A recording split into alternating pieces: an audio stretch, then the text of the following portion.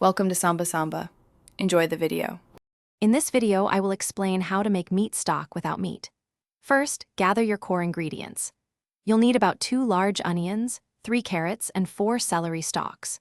For that deep, savory flavor, consider adding 1 cup of sliced mushrooms or 2 tablespoons of tomato paste.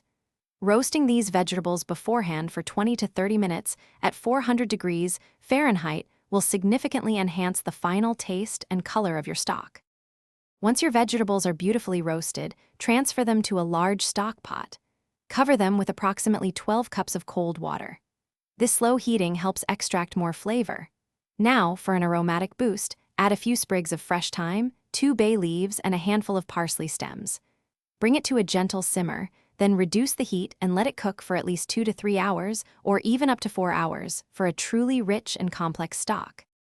After simmering, it's time to strain your flavorful stock. Carefully pour the entire contents of your pot through a fine mesh sieve, ideally lined with cheesecloth, into a clean bowl.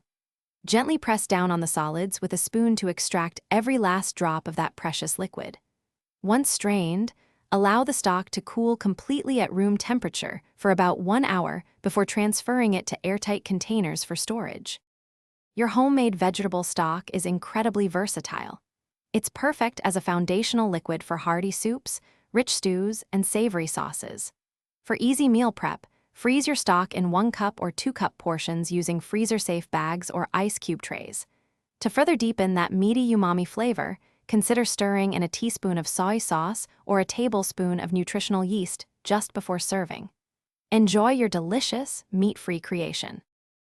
Thanks for watching. Consider subscribing if we helped you.